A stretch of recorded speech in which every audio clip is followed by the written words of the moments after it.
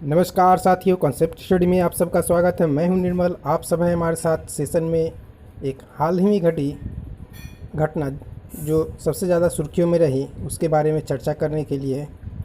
आइए हम आप सबों को उस घटना के बारे में थोड़ी ब्रीफिंग करेंगे, फिर उसके बारे में विस्तार से चर्चा करेंगे। घटना में सुर्खियों में रहने वाली घटना जो थी उसके कारण संसद के अंदर बेहद हंगामा हुआ।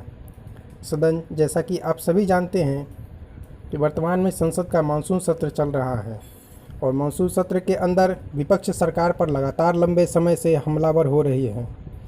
कारण महंगाई हो, जीएसटी के अंदर आटा दाल जैसे पैकेट आइटम को शामिल करने की बात हो या फिर बेरोजगारी हो, विपक्ष द्वारा सरकार को घेरने का प्रयास लंबे समय से चला आ रहा है। यही कारण है कि संसद के अंदर लोकसभा और राज्यसभा के अभी तक के 24 सांसद निलंबित यानी सस्पेंड हो चुके हैं। यह तो मंगलवार तक की घटना थी। बुधवार के दिन जब संसद का सदन पूर्ण हुआ तो बाहर निकलते समय कांग्रेस के कुछ नेतागण सड़क पर सदन के बाहर प्रदर्शन कर रहे थे। उस समय कांग्रेस के ही एक नेता अधीर रंजन चौधरी जी ने के द्वारा राष्ट्रपति द्रौपदी मुर्मू के लिए जो शब्द इस्तेमाल किया गया उसमें राष्ट्रपति के बजाय राष्ट्रपत्नी शब्द का इस्तेमाल किया गया।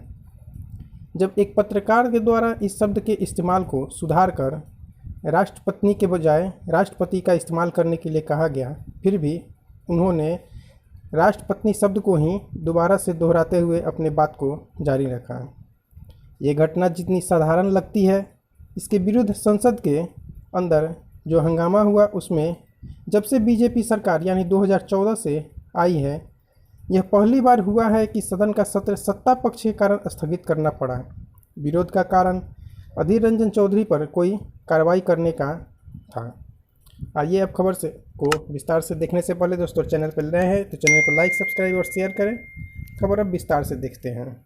खबर है, इन दिनों एक सांसद द्वारा भारत की नवनिर्वाचित राष्ट्रपति द्रौपदी मुर्मू को राष्ट्रपत्नी के रूप में संबोधित किए जाने का मुद्दा चर्चा में है।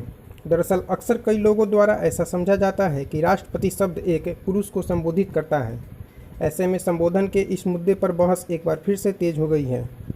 आपको बता दें कि भारत में पहले भी एक महिला राष्ट्रपति श्रीमती प्रतिभा पाटिल रह चुकी हैं। उनके समय में भी यह मुद्दा उठा था, आखिर देश की महिला राष्ट्रपति को किस प्रकार संबोधित किया जाए। इस पर संवैधानिक विशेषज्ञों ने तर्क दिया कि राष्ट्रपति शब्द को संविधान सभा में चर्चा के बाद अंतिम रूप दिया गया था। यह शब्द कोई लैंगिक पक्षपात नहीं करता है, बल्कि यह केवल अंग्रेजी के प्रेसिडेंट शब्द का हिंदी अनुवाद राष्ट्रपति है। इसके बाद राष्ट्रपति पाटिल को राष्ट्रपति भवन में उनके कार्यकाल के दौरान राष्ट्रपति के रूप में संदर्भित किया गया था। इसके अलावा तत्कालीन राज्यसभा उपसभापति नजमा हेपतुल्ला को हमेशा उपसभापति के रूप में संबोधित किया जाता था। संवैधानिक दृष्टि से बात करें तो भारत की संवैधानिक योजना में राष्ट्रपति और सभापति अध्यक्ष जैसे शब्दों को लिंग तटस्थ समझा जाता है। संविधान सभा ने इस पर चर्चा की थी कि राष्ट्रपति को कैसे संबोधित किया जाना चाहिए।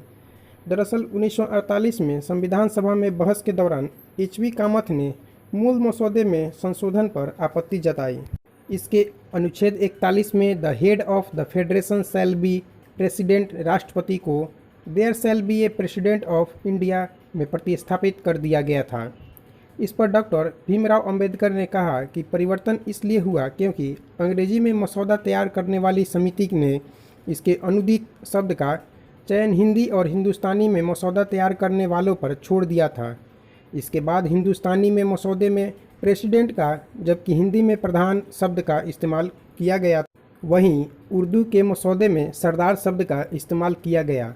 हालांकि तब यह सुझाव दिया गया कि राष्ट्रपति शब्द को नेता या कर्णधार शब्द से प्रतिस्थापित कर दिया जाए, किंतु अंतिम सहमति राष्ट्रपति शब्द पर बनी। संवैधानिक विशेषज्ञों के मुताबिक संविधान में अन्य पुरुष सांकेतिक मेल एलिसिव नामकरण है, लेकिन इसे पितृसत्तात्मक या लिंग असंवेदनशील के रूप में नहीं देखा जा सकता है।